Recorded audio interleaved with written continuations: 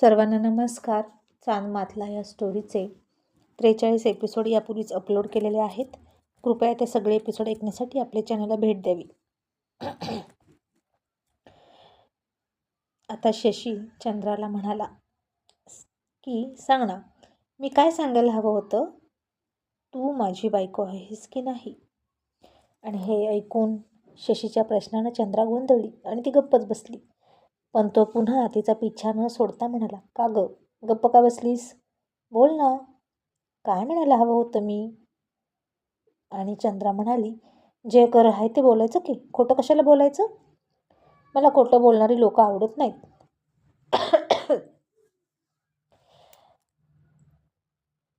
आणि शशी त्याचे ओठ बाहेर काढून तिला टोमणा मारत म्हणाला, अच्छा असं का. सत्यवादी माणसाशी गाठ पडली आणि मी धन्य झालो असं म्हणून त्यानं तिला हात जोडली. आणि ती म्हणाली, हात काय जोडतो, खायला कधी मिळेल ते सांग. तो म्हणाला, ऑर्डर दिलेली आहे आणि ती येते, थोडंसं वेळ थांबायचं असतं. आणि चंद्रा म्हणाली, तोपर्यंत मी काय करू. आणि शशीनं तिच्याकडे बघत बघत एक झुरका मारला आणि तिच्यासमोर सिगरेट घेऊन गेला आणि म्हणाला, घे तोपर्यंत. चंद्रानं त्याच्याकडं संशयानं बघितलं आणि म्हणाली, काय काय घ्यायचं. शशी पुन्हा एकदा डोळ्यांनी घे घे असं खुणवत म्हणाला, अगं तूच म्हणालीस ना, ऑर्डर येईपर्यंत मी काय करू, मग घे ना, तू पण मार एक कश. तसा चंद्राला राग आला आणि ती त्याच्या हातातून सिगरेट खेचून घ्यायला गेली आणि फेकून देण्यासाठी ती प्रयत्न करत होती. शशीनं आता हसूनच हात मागे घेतला आणि हात मागे घेता घेता तिच्या हाताला सिगारेटचा चटका बसला.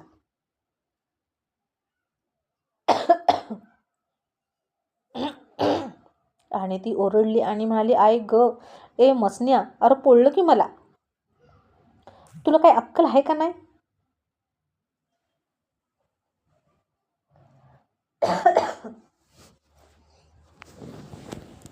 आणि शशी म्हणाला, मग कशाला हात पुढे केलास, मग भाजलं, मी काय करू.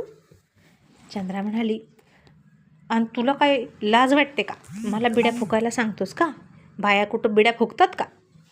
शशी पुन्हा तिच्याकडे बघून हसत म्हणाला, त्यात काय, इकडं शहरामध्ये बाया सिगारेटसुद्धा पितात आणि दारूसुद्धा पितात. आणि अक्रीत झाल्यासारखं चंद्रा तोंडावर हात ठेवून म्हणाली, बया, काय ताळतंत्र सोडलेल्या बाया आहेत त्या, आता काय गड्यांच्या बरोबरी करतील का. आता त्या ज्या कोणी आहेत ना, त्यांना म्हणावं पॅन्ट शर्ट घालून बी फिरा गड्यावाने. आणि शशी म्हणाला, हो घालतात की, त्यात काय एवढं, तू कोणाला बघितलं नाहीस का दादरमध्ये अशा पॅन्ट शर्ट घालून फिरणाऱ्या बायका. चंद्रा म्हणाली, बघितलं की, म्हणून तर तिथं थांबू नाही वाटलं, तिथून पळू येऊ वाटलं. असं म्हणून तिनं तिच्या हाताला चटका बसला होता तिथं थोडंसं चोळलं. आणि जास्त चटका बसलाय असं स्पष्ट दिसत नव्हतं, पण 2 मिनटं तरी आग होणारच होती. आणि शशी म्हणाला, तुला जास्त पोळलंय का खरंच. आणि चंद्रा मुद्दाम म्हणाली, हो, तुला ना कसलंच अक्कल दिली नाही देवानं. सॉरी, ठसक्याचा खूप प्रॉब्लेम आहे. आणि रेकॉर्डिंग सारखं सारखं कट केलं ना, तर मग पुन्हा काही आवाजच येत नाही, रेकॉर्डच होत नाही त्याची कॅपॅसिटी संपल्यावर. त्यामुळे मला कंटिन्यू करावं लागतं आहे आणि खोकला जाता जाईना, तर बघू पुढे. आणि मग शशी म्हणाला, खोटं बोलतेस तू, डागच नाही तुझ्या हातावर लागला तर कसं पोळेल. आणि चंद्रा उसळून त्याला म्हणाली, ए मी खोटं बोलत नाही हां, मला पोळलं म्हणजे पोळलं, आणि ज्याचं जळतं ना त्यालाच कळतं, तुला काय दावा, तुला पोळवून बघ मग कळेल. आणि शशी मला, अच्छा असं का. आणि त्यानं ती पेटलेली सिगारेट घेतली आणि त्याच्या हातावर टेकवली आणि स्वतःला चटका देत होता तो. आणि चंद्रा त्याच्याकडे नुसती बघत होती. हे तू काय करतो असं पण म्हणाली नाही आणि त्याला अडवला पण नाही. मग सिगारेट विझली आणि चंद्रा म्हणाली, झाली का नाटकं करून, मला माहीत आहे तुला काय बी होत नाही एवढ्यानं. कारण तू तर लय विषारी आहे. या सिगारेटच्या धुरापेक्षा पण विषारी, विंचू नागापेक्षा पण विषारी. आणि शशीनं आता तिच्या डोळ्यात रागात बघतच खिशातून काडीपेटी काढली. आणि चंद्रा आता त्याच्याकडे हा काय करतोय म्हणून बघायला लागली. मग त्यानं तिच्यावर नजर रोखूनच माशीच काढलं, काडी घेतली आणि ती पेटवली. आणि आता दोघांच्या डोळ्यापुढे ती पेटती काडी होती. आणि शशी थंड आवाजात म्हणाला, बोल, कुठे लावू ही आग? तसं चंद्रानं डोळे मोठे केले आणि म्हणाली, ए, आता ही काय नाटक आहे तर तुझी? आता तू खरंच आग लावशील का? टाक बरं ते खाली. शशी म्हणाला, हो, मी सुद्धा सत्यवादी आहे. आणि म्हणालीस ना, ज्याचं जळतं त्यालाच कळतं. मग आता बोल, ही पेटती काडी कुठे ठेवू? तशी चंद्रा आता गप्पच बसली. आता काय बोलावं या वेड्या माणसाला असं हे तिला कळेना. मग तोपर्यंत शशीच्या हातातली ती पेटलेली काडी संपत आली आणि अगदी शशीच्या बोटापर्यंत आली. आणि तिचा चटका आता त्याच्या हाताला बसणारच होता. आणि इतक्यात चंद्रा उठली आणि त्याचा हात झटकला आणि म्हणाली, येडपट कुठला, फेकते. तुला ना तर कशाचंच भ्या वाटत नाही. आणि शशी पुन्हा हसला आणि म्हणाला, नाही, मला कशाशीच भीती वाटत नाही. कारण माझ्याकडे काहीच नाही जे गमावण्याची मला भीती वाटते. आणि आता का कुणास ठाऊक चंद्रा बोलून गेली आणि म्हणाली, पण तुला गमावण्याचं कुणाला भ्या वाटत असेल तर? तसं शशीनं तिच्या चेहऱ्याकडे बघितलं आणि म्हणाला, म्हणजे मला गमावण्याची कुणाला भीती वाटेल? असं कोण आहे जगात ज्याला मी इतका आवडतो? चंद्रा मात्र आता पुन्हा गोंधळली आणि आपण हे काय बोलून गेलो असं तिला वाटलं. आणि ती म्हणाली, म्हणजे तुझ्या घरातले घरातल्यांना काय वाटेल तुला काय झालं तर? आणि माझ्यामुळे जर तुला काय झालं ना तर मग मला सोडणार नाहीत तुझ्या घरातले. आणि तिच्या या उत्तरानं शशी तिला म्हणाला, नक्की ना? खरंच तू सत्यवादी आहेस का? मला नाही वाटत हे तू खरं बोलतेस. आणि चंद्रा म्हणाली, मी खरंच बोलते. आणि आता बोल की, कधी यायचं जेवण? भूक लागली की इथं बसून बसून मी वाळून जायची.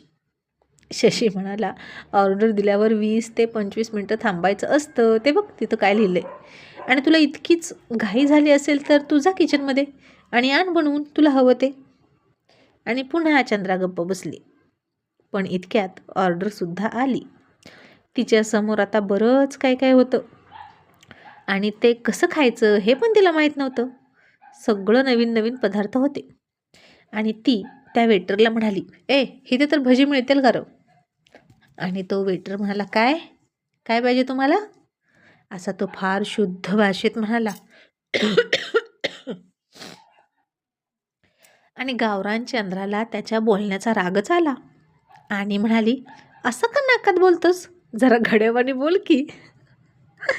तसं शशी हसायला लागला आणि तो वेटर तिला म्हणाला, मॅडम, तुम्ही जे मागताय ते इथं नाही. आणि चंद्रा तोंड वाकडं करत शशीला म्हणाली, ए, तुझ्याकडे आणखीन एखादी काडी आहे का रं? या हॉटेलवर टाक, कुठंच भजी मिळत नाहीत. आणि शशीला माहीत होतं इथे भजी आहेत आणि तो त्या वेटरला म्हणाला, 1 प्लेट पकोडा लावू. आणि येस सर म्हणून तो वेटर गेला आणि लगेच 1 प्लेट भजी घेऊन आला. आणि ते बघून चंद्रा खुश झाली आणि त्या वेटरला म्हणाली, काय र, नक्की तुझं हॉटेल जेवण विकायलाच टाकलंस ना? काही एकट्याला घरात खाण्यासाठी केलं होतं ही भजी? मी विचारलं तर नाही का म्हणालास? आणि शशी तिला म्हणाला, ए, तुला भूक लागली ना, मग आता खा ना गप्प. याला पकोडा म्हणतात आणि तू मागत होती भजी. आता त्यांना माहीत नाही याला भजी म्हणतात आणि तुला माहीत नाही याला इकडं पकोडा म्हणतात, तर ते कसे देशील? आणि चंद्रा काहीच न कळून म्हणाली, काय म्हणतात याला? शशी पुन्हा एकदा म्हणाला, पकोडा. आणि चंद्रा म्हणाली, हातोडा माहीत होता, हा पकोडा कसला? आणि पक्कड बी माहीत आहे. आणि या बया, इतकी मोठी मोठी भजी. शशी म्हणाला, आता त्या भज्याचं पोस्टमार्टम करशील का? खा पटकन आणि चल, तुझ्या नादात मला नक्की उशीर होणार. आणि जर मला उशीर झाला ना, तर मी तुला तुझ्या गावी सोडणार नाही. जिथं रात्र होईल ना तिथेच सोडणार आणि तू तिथून जा. आणि मग मी परत फिरणार. तशी चंद्रा म्हणाली, असं कुठं असतंय व्हय? तू मला घरी सोडायचंस ना, नाहीतर मी काय करीन माहीत आहे ना, मी तुझ्या गाडीतनं उतरणारच नाही. आणि शशी तोंड वाकडं करत म्हणाला, गळेपडू कुठली, मला माहीत होतं तू खूप गळेपडू आहेस.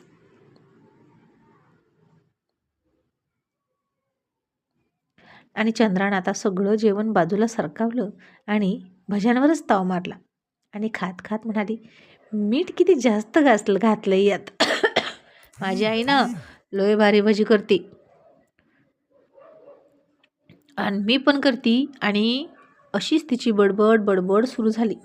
शशी आपला खात खात ऐकत होता तिचं बोलणं टाईमपास म्हणून. आता दुपारचे 2 वाजले होते आणि ती म्हणाली, मग तू घरी गेलास ना की तुला ना मग मी आईच्या हातची भजी खायला घालते आणि आमच्या रंगीच्या दुधाचा चहा पण देते, एकदम गरगरीत. आणि शशी मला, रंगी कोण रंगी? चंद्रमाली, आमची म्हस.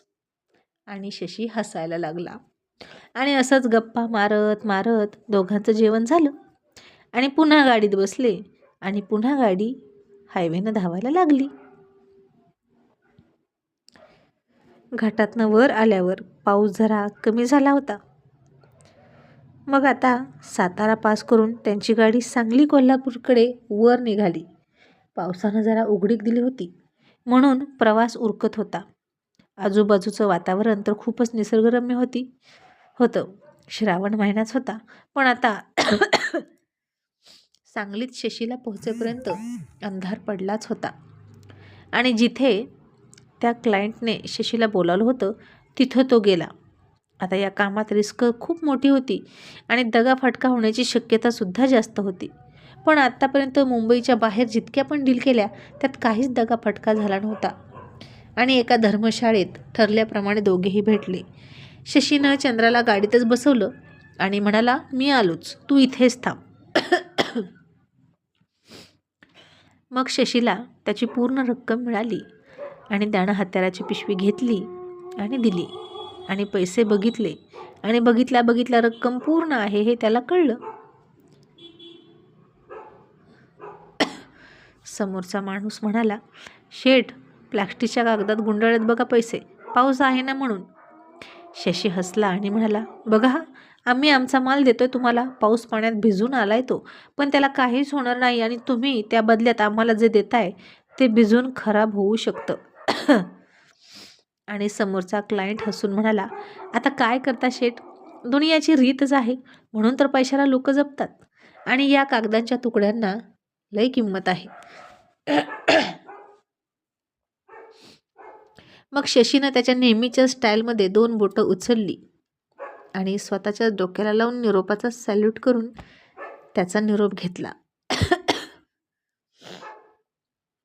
आणि मग शशी पुन्हा आला आणि त्यानं ती बाग गाडीत टाकली सीट खाली. आणि चंद्रा म्हणाली, आता या पिशवीत काय घेऊन आलास? आणि तो म्हणाला, कागद. आणि हा मसण्याना कधी नीट बोलतच नाही म्हणून ती गप्प बसली. पण आता मग पुन्हा चंद्राच्या घराच्या दिशेने म्हणजे कोल्हापूरच्या दिशेने गाडी धावायला लागली. आणि आईला भेटण्याच्या ओढीनं चंद्राचं मन कासावीस झालं.